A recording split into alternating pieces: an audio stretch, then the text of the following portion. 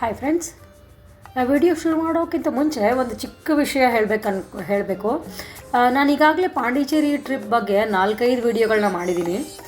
ಬೆಂಗಳೂರಿಂದ ನಾವು ಯಾವ ಟ್ರೈನಲ್ಲಿ ಬಂದ್ವಿ, ಟ್ರೈನ್ ಟಿಕೆಟ್ ಎಷ್ಟಿತ್ತು, ಯಾವ ಹೋಟೆಲಲ್ಲಿ ಸ್ಟೇ ಮಾಡಿದ್ವಿ, ಹೋಟೆಲ್ ಕಾಸ್ಟ್ ಏನಿತ್ತು, ಯಾವ್ಯಾವ ಜಾಗಗಳಿಗೆ ಹೋಗಿದ್ವಿ, ಹೀಗೆ ಈ ಟ್ರಿಪ್ನ ಹೇಗೆ ನಾವು ಈ ಟ್ರಿಪ್ನ ಬಜೆಟ್ ಫ್ರೆಂಡ್ಲಿಯಾಗಿ ಪ್ಲ್ಯಾನ್ ಮಾಡ್ಕೊಂಡ್ವಿ ಅನ್ನೋದನ್ನು ಎಲ್ಲ ವಿಡಿಯೋದಲ್ಲಿ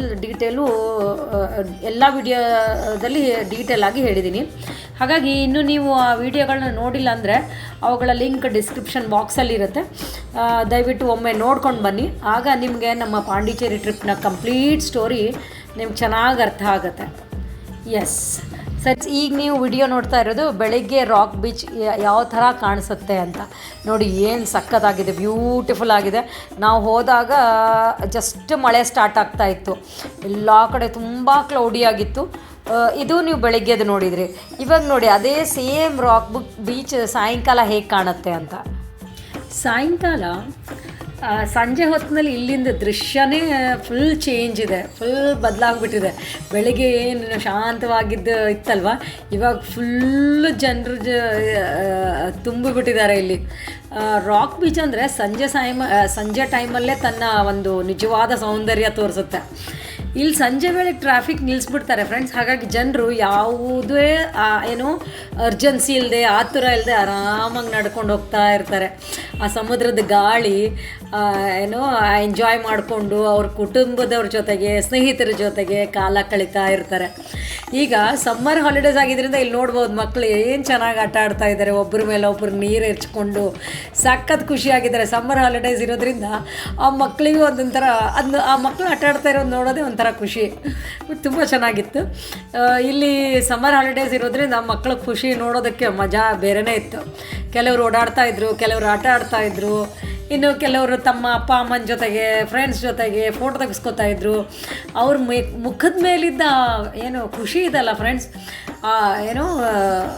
ಅದನ್ನು ಆ ಮುಖದ ಮೇಲಿದ್ದ ಖುಷಿ ನೋಡೋದಕ್ಕೆ ಒಂಥರ ನಮಗೆ ಖುಷಿ ಅನಿಸುತ್ತೆ. ಇವಾಗ ಬೆಂಗಳೂರಿನಂಥ ದೊಡ್ಡ ನಗರದಲ್ಲಿ ಜೀವನ ಅಂದರೆ ತುಂಬ ಬ್ಯುಸಿ ಆಗಿಬಿಟ್ಟಿದೆ. ಬೆಳಿಗ್ಗೆ ಕೆಲಸಕ್ಕೆ ಹೋದರೆ ರಾತ್ರಿ ಮನೆಗೆ ಬರೋದು, ದಿನ ಪೂರ್ತಿ ಕೆಲಸ, ಟ್ರಾಫಿಕ್ಕು, ಜವಾಬ್ದಾರಿಗಳು ಅಂತ ಸಮಯ ಹೇಗೆ ಹೋಗುತ್ತೆ ಅಂತಲೇ ಗೊತ್ತಾಗಲ್ಲ ಫ್ರೆಂಡ್ಸ್. ಹಾಗಾಗಿ ಮನೆಯವ್ರ ಜೊತೆಗೆ, ಸ್ನೇಹಿತರ ಜೊತೆಗೆ ಅಥವಾ ನಮ್ಮ ಪ್ರೀತಿ ಪಾತ್ರರ ಜೊತೆಗೆ ಆರಾಮಾಗಿ ಕುಳಿತು ಮಾತಾಡೋಕ್ಕೆ ಕೂಡ ಟೈಮೇ ಇಲ್ಲ. ಹಾಗಾಗಿ ವೀಕೆಂಡ್ ಬಂದರೂ ಬೇರೆ ಕೆಲಸಗಳು ಪ್ಲ್ಯಾನ್ ಮಾಡ್ಕೊಳ್ಳೋದು, ಈ ಥರದ್ದು ಸುಮಾರು ಕೆಲಸ ಇರುತ್ತೆ ಫ್ರೆಂಡ್ಸ್. ಆದರೆ ಇಲ್ಲಿ ರಾಕ್ ಬೀಚಲ್ಲಿ ಜನರನ್ನು ನೋಡಿದಾಗ ನಿಜವಾಗ್ಲೂ ಖುಷಿ ಆಯಿತು. ಎಲ್ಲರೂ ಒಬ್ರೊಬ್ಬರ ಜೊತೆಗೆ ಒಬ್ರೊಬ್ರು ಮಾತಾಡಿಕೊಂಡು ನಗ್ತಾ ವಾಕ್ ಮಾಡ್ತಾ ಆ ಸಮಯ ಕಳೀತಾ ಇದ್ರಲ್ವ. ಅವರ ಮುಖದ ಮೇಲಿದ್ದ ಸಂತೋಷ ನೋಡಿದರೆ ಸಾಕು, ಎಷ್ಟು ದಿನಗಳ ನಂತರ ಅವರು ನೆಮ್ಮದಿಯಾಗಿ ರಿಲ್ಯಾಕ್ಸ್ ಆಗಿದ್ದಾರೆ ಅನ್ನೋದು ಗೊತ್ತಾಗ್ತಾ ಇತ್ತು. ನಿಜ ಫ್ರೆಂಡ್ಸ್, ನಿಜ ಹೇಳಬೇಕಂದ್ರೆ ದುಡಿಯೋದು, ಕೆಲಸ ಮಾಡೋದು, ದುಡ್ಡು ಸಂಪಾದಿಸೋದು ಎಲ್ಲರೂ ಮಾಡ್ತಾರೆ, ಅದು ಮುಖ್ಯ ಕೂಡ. ಬಟ್ ಆದರೆ ಕೆಲವೊಮ್ಮೆ ನಮ್ಮ ಮನಸ್ಸಿಗೂ ಸ್ವಲ್ಪ ವಿಶ್ರಾಂತಿ ಬೇಕು ಅನಿಸುತ್ತಲ್ವ ಫ್ರೆಂಡ್ಸ್, ಅಲ್ವಾ? ಈ ಥರ ಹೊರಗಡೆ ಬಂದಾಗ ನಮ್ಮವ್ರ ಜೊತೆಗೆ ಸಮಯ ಕಳೆಯೋದು, ಹೊಸ ಜಾಗಗಳನ್ನು ನೋಡೋದು, ಮನಸ್ಸಿಗೂ ಒಂದು ಹೊಸ ಉತ್ಸಾಹ ಸಿಗುತ್ತೆ, ಒಂದು ರಿಫ್ರೆಶ್ಮೆಂಟ್ ಆಗುತ್ತೆ, ಎನರ್ಜೈಸ್ ಆಗ್ತೀವಿ ನಾವು ಅವಾಗ, ಅಲ್ವಾ? ಅದಕ್ಕೋಸ್ಕರ ಅವಕಾಶ ಸಿಕ್ಕಾಗೆಲ್ಲ ಫ್ರೆಂಡ್ಸ್ ಒಂದು ಸಣ್ಣ ಟ್ರಿಪ್ ಮಾಡಿ ನಮ್ಮವ್ರ ಜೊತೆಗೆ ಸಮಯ ಕಳೆಯೋದು ಕೂಡ ಜೀವನದ ಒಂದು ದೊಡ್ಡ ಖುಷಿ ಅಲ್ವಾ?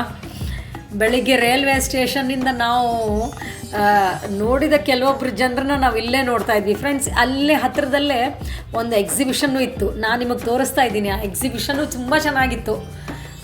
ಜಸ್ಟ್ ಒಂದು ವಿಡಿಯೋ ಕ್ಲಿಪ್ ತೊಗೊಂಡಿದ್ದೀನಿ.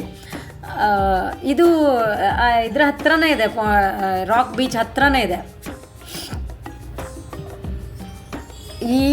ನಮಗೆ ಇಲ್ಲಿ ವಾಫಲ್ ತಿನ್ನಬೇಕು ಅಂತ ತುಂಬ ಆಸೆ ಆಯಿತು. ಹಾಗಾಗಿ ಒಂದು ಒಳ್ಳೆ ಹೋಟೆಲ್ ಅಥವಾ ಕೆಫೆ ಹುಡುಕ್ತಾ ಹಾಗೆ ರಸ್ತೆದಲ್ಲಿ ಹೋಗ್ತಾ ಇದ್ವಿ. ನಾವು ಆವಾಗ ಈ ಎಕ್ಸಿಬಿಷನ್ ನೋಡಿದ್ವಿ. ಸರಿ ನೋಡೋಣ ಹೇಗಿದೆ ಅಂದ್ಕೊಂಡು ಒಳಗೆ ಬಂದಿದ್ದೀವಿ ಇವಾಗ.